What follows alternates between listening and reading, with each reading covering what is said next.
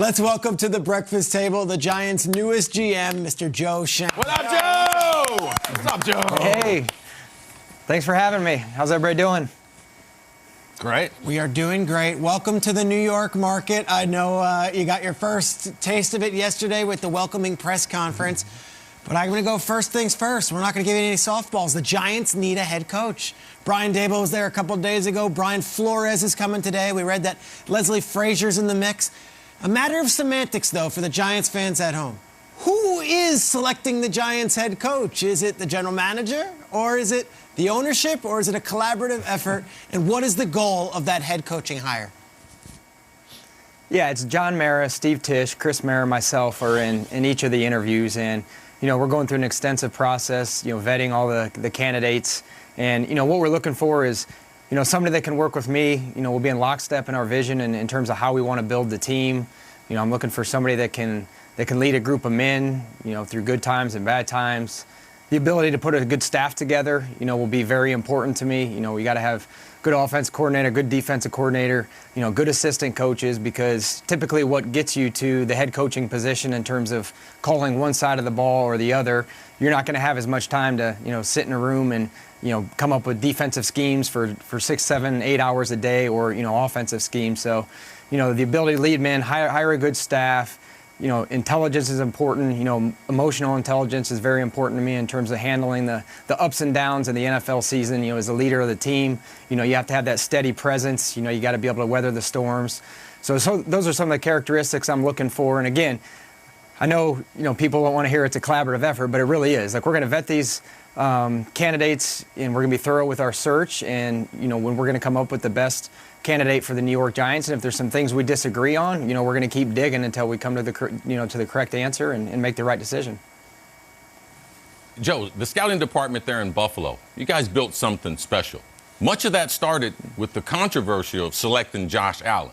Can you take us back to that first draft there in Buffalo, what you guys saw in Josh Allen, and more importantly, what other people didn't see, and why those 6 other teams didn't draft him before you? Yeah, that's a good question, Chris. We did an extensive research on all the quarterbacks that were draft eligible for the 2018 draft. And, Josh stood out to us, again, playing in Buffalo. If you look at the weather we had to play in this year, we had several games where there was rain, wind, snow, just not ideal conditions. So, Josh's size, the fact that he played in weather, bad weather, snow up there in Wyoming, his athleticism, his strength, and more importantly, who he was as a person. I know some of you on this show have spent time with Josh and just understand that he's a better person than he is a player. And he's a great teammate, and he's a great leader.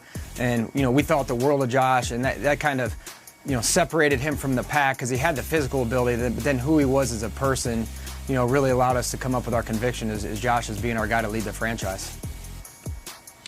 You're all over it, Joe, and yet, we got Tommy on line 2 and Phil on line 6, and they're calling in to say that the Giants are too old school. It's always about Coughlin. It's always about Parcells. They're too tied to the tradition and the teams of yesteryear. Question to you.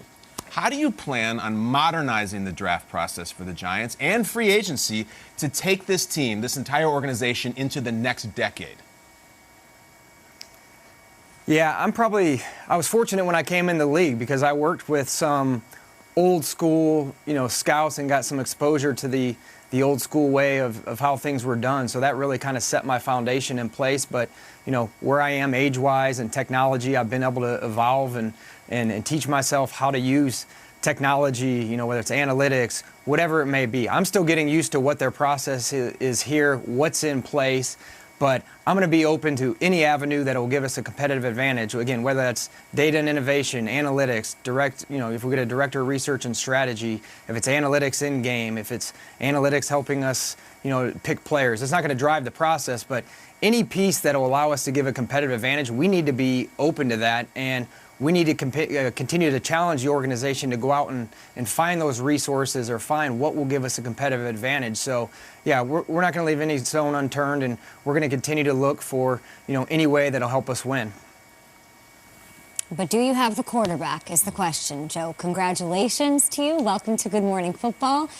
This weekend, you got Joe Burrow Patrick Mahomes, Matthew Stafford, all playing, all first-round picks, and they're playing for a chance to go to the Super Bowl in a couple of weeks. So the jury is still out on whether or not Daniel Jones can be one of those guys. How do you evaluate your current quarterback? Yeah, listen, Daniel has physical qualities that I like. He's got size, he can throw the ball, he's athletic, he's had production. To me, again, we just talked about Josh Allen in that draft class. I reflect on, Lamar Jackson and Josh Allen, two probably the most successful quarterbacks out of the draft. Well, what do they have in common? They had the same coach, they've had the same offensive coordinator. And I think at that position, continuity is very important. You look at Daniel Jones, he's going to be on his third head coach. He's had multiple offensive coordinators. So, the constant change is not ideal. And John Mara said it yesterday. We've done everything we could possibly to screw up Daniel Jones, the lack of continuity. So, my goal is to get the best offensive staff in here, offensive coordinator, and build the offense around what Daniel does best. People talk often about the offensive line, and we're going to look to upgrade the offensive line, and that won't only make Daniel better, but, that'll give, Saquon a chance to be the best version of himself. So I'm excited to work with Daniel. I'm excited to get the coaching staff in here. Let's find out what he does best, and let's build the offense around him and his strengths. Joe, I thought Ryan Dunleavy at the New York Post had a beautiful story. He caught up with your father, who found out the news while driving a freight truck at a Walmart, and he was, in the parking lot, found out, and the article tells us that he was crying tears of joy because his son is finally getting this opportunity. I think it's such a cool story. Your story is so cool. And now you go to this Giants franchise, which there's a Giants mystique. It's real. And it starts with the history, but it also starts with the fans. So just from your small 72 hours in this gig, what has been the fan reaction, and what is your message to that fan base who, like your father, could be crying tears of joy if you can bring this team back to relevance and back to the top of the NFL?